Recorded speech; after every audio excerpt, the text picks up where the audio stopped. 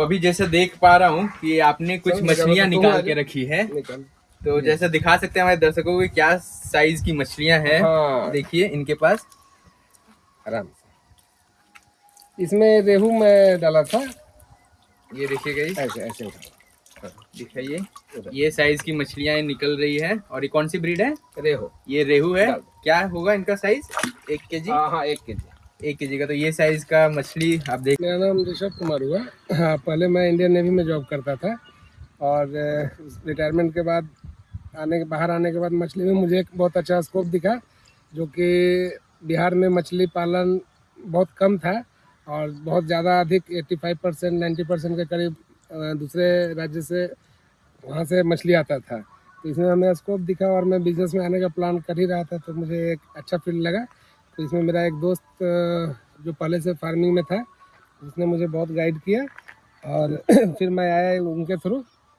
पहले 2 तालाब से अभी स्टार्ट किया हूँ और ये तालाब को अभी बनवाए, अभी 2 साल मुझे फार्मिंग करते हुए हो गया है। तो ये आपको पहले से इंटरेस्ट था या हाँ, मछली में मुझे एक्चुअली बचपन से ही इंटरेस्ट था। पहले खाने में था, अब फार्मिंग में इंटरेस्ट नहीं, खाने में भी नहीं, मछली मारने में भी इंटरेस्ट था। इंटरेस्ट था।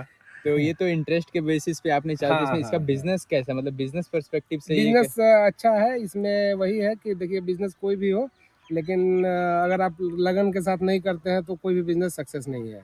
और अगर लगन के साथ आप करते हैं तो इसमें भी आपको 50-50 का रिटर्न है, लेकिन उसमें बहुत सारे थोड़े टर्म्स एंड कंडीशन होते हैं, बीमारियां वगैरह और तालाब का इन्वायरमेंट कैसा है, उनके आधार पर थोड़ा सा अप एंड डाउन परसेंटेज जाता है। और अगर सब कुछ अच्छा रहा ऑल ओवर वेल, तो आपका इसमें 50-50 का रिटर्न है। तो अभी जब आपने ये चालू किया, सोचा होगा चालू करने का, तो इसमें आपको सरकार की तरफ से कुछ मदद वगैरह, सब्सिडी वगैरह मिला था? हाँ, हाँ, एक्चुअली वो 2 पॉन्ड जो डिगिंग हुआ था, तो उसका हम जल संसाधन विभाग की तरफ से डिगिंग का हमको कॉस्ट मिला था। तो उसका क्या प्रोसीजर, आपने ऑनलाइन अप्लाई किया था? हाँ, ऑनलाइन अप्लाई होता है। एक्चुअली उसके लिए पहले आप आवेदन कीजिए, एप्लीकेशन दीजिए। एप्लीकेशन देने के बाद आपका जल संसाधन विभाग अगर उस एप्लीकेशन को एक्सेप्ट करता है, वहाँ से अपने इंजीनियर्स को भेजेगा। वो आके एरिया का मेजरमेंट लेगा, कितना एरिया में वो तालाब बनाना है, और उसके बाद वो जाके वहाँ से ऑर्डर पास करेगा कि ठीक है, अब आप तालाब खनवा सकते हैं। तो फिर आप खनवाना चालू करें।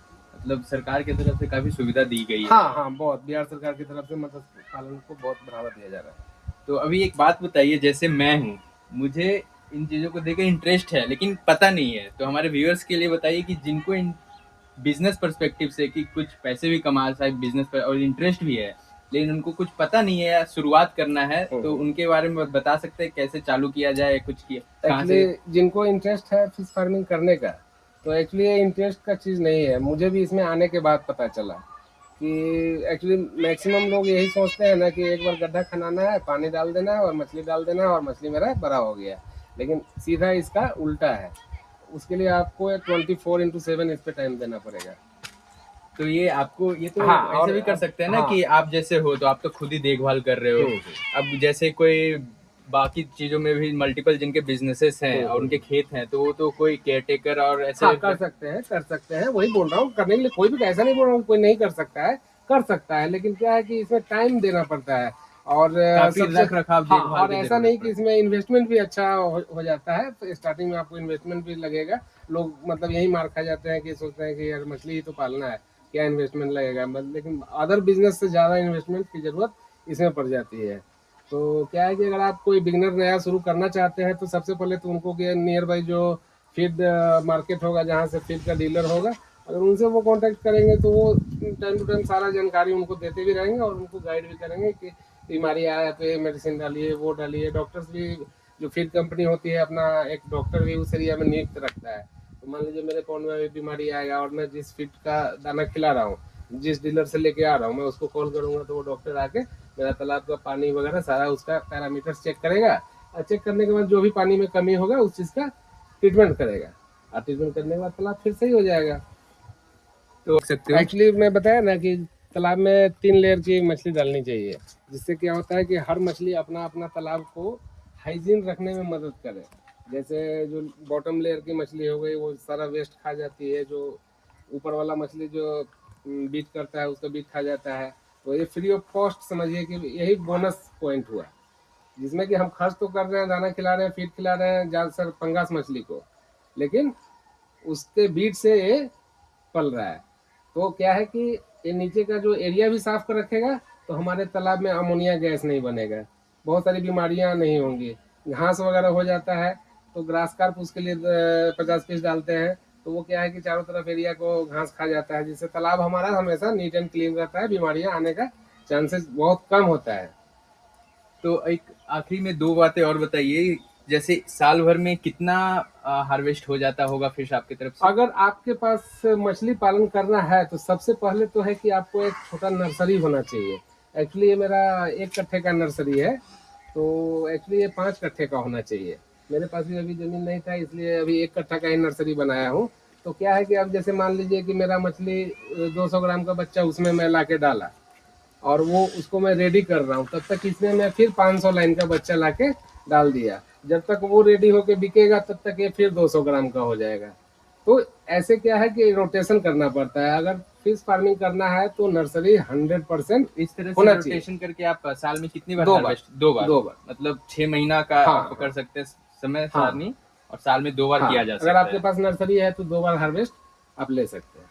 और आखिरी में बिजनेस के ऊपर थोड़ी बात कर लेते हैं कि जैसा आपने पहले भी बताया, फिर भी एक बार बताइए, जैसा इसमें कितना % का मार्जिन निकल सकता है सारे लॉस हाँ, मैं प्रॉफिट को बताया था पकड़? उस समय कि आपका इसमें 50% का प्रॉफिट मार्जिन, मार्जिन हाँ, है। प्रॉफिट मार्जिन है। अगर किसी ने इसमें 5 लाख रुपया इन्वेस्ट लेकिन किया, फिर भी मैं कह सकता हूँ कि 50 तो नहीं, 30% 35% तो मतलब मार्जिन। बहुत लोअर सिनेरियो में हाँ, 30% मार्जिन 30 पकड़ 35 सकते हैं कि हाँ, अगर हाँ, 5 लाख इन्वेस्टमेंट पे 1.5 से 2 लाख की हाँ, कमाई है। हाँ, हाँ, बहुत आराम से। अभी एक बात बताइए कि जैसे हर बिजनेस में कुछ ना कुछ टेक्निकल चीज़ होता है कि किन चीज़ों का ध्यान रखना है, किस चीज़ों से नुकसान है, फ़ायदा है। तो जैसे अभी फिश फार्मिंग है, तो इनके बारे में कुछ बताइएगा। आप इतने सालों से बिजनेस कर रहे हैं, तो किन किन चीज़ों का ध्यान रखा जाए ताकि हमारा जो मोर्टेलिटी है वो रेट कम रहे? एक्चुअली इसमें सबसे ज़्यादा रिस्क फार्मिंग में, फिश फार्मिंग में विंटर सीजन में होता है। ठंडी के समय में मतलब मछली को बचाना एक चैलेंज होता है। मतलब आपको 24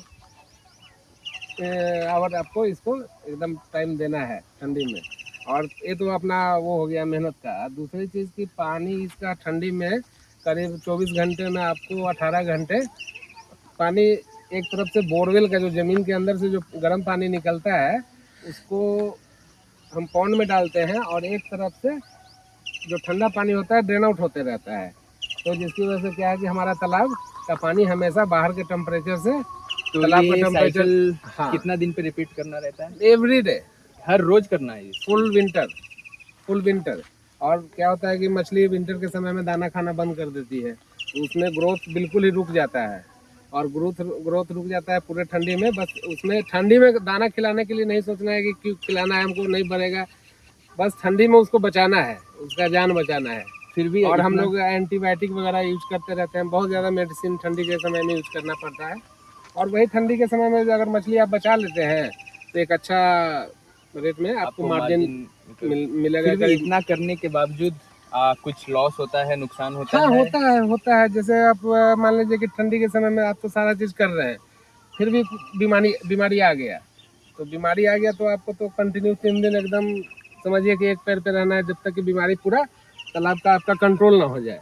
तो उस पीरियड बीमारी कंट्रोल होने के पीरियड में क्या है कि 100-200 मछली आपका मर भी सकता है। 100-200 मछलियाँ? मतलब कितने, 1 टन में 100-200 मछलियाँ? नहीं, पूरे पॉन्ड की बात कर रहा हूँ। अच्छा। हाँ। जैसे अगर आपका ये पॉन्ड है, इसमें जैसा मान देख लीजिए सकते कि हो आप। जैसे 7 कट्ठा का तालाब है। जी। एक्चुअली हम लोग हाई डेंसिटी 1000 फिश का बच्चा डालते हैं। हालांकि वो हाई डेंसिटी है, जो बिगनर है इसमें कौन कौन सा ब्रीड का मछली डाला जाता है? इसमें हम लोग रेहू, कतला और जासर मिक्स करके डालते हाँ, हैं? वो उस तरीके से डालते हैं। और ग्रास डाल देने से क्या होता है कि तालाब का चारों तरफ जो घास वगैरह जो जमता है उसको वो क्लीन कर देता है, खा जाता है। और रेहू कतला जो होता है, जो जासर बीट करती है, वो रेहू कतला उसको खा के क्लीन को मतलब पॉन्ड को हाइजीन रखता है। सब अपना अपना लेयर पे वो लोग काम करते रहता है मछली। बॉटम लेयर पे जो फिश वेस्टेज जो बैठा जो फीड का, उसको रेहू कतला खा गया। तो ये अभी आपका 7 कुंठे का प्लॉट है। हाँ जी। 7 कुंठे में आपने मोटा मोटा कितना मछली डाला होगा इसमें बच्चा? एक्चुअली थोड़ा सा ठंडी का समय था, इसलिए ग्रोथ अच्छा नहीं आ पाया और इसमें बीमारी भी आ गया था और बीमारी आने के कारण ग्रोथ कम गया। इसमें करीब 32 क्विंटल के आसपास मेरा मछली निकला, जिसमें मैं 7,000 पीस डाला था। 7,000 पीस आपने बच्चा डाला था, हाँ जी। तो मोटा मोटा आपका 3.5 टन का माल इसमें से निकल गया। हाँ। ओके, तो उसमें से आपका क्या एवरेज साइज क्या रहता है मछलियों का? एवरेज साइज वही अगर बोले तो 500 ग्राम के आसपास। आधा किलो। हाँ, हाफ केजी के आसपास। कितना दिनों में वो हो जाता है? ये डिपेंड करता है कि आप बच्चा कितने साइज का डाले थे। अगर बच्चा आप 100-150 ग्राम का डालते हैं तो वो 3 से 4 महीने में भी रेडी हो जाता है। लेकिन जैसा कि बताया कि ये ठंडी का मौसम था, तो पूरे ठंडी में मछली का ग्रोथ नहीं होता है। इवन के दाना ही बिल्कुल नहीं खाती है, तो उस पीरियड में ग्रोथ ही नहीं होगा। तो ठंडी का पीरियड काट दीजिए और अगर आप 200 ग्राम का बच्चा डालते हैं तो 3 महीने में आपका 700-800 ग्राम एवरेज वेट जाता है। अब दूसरी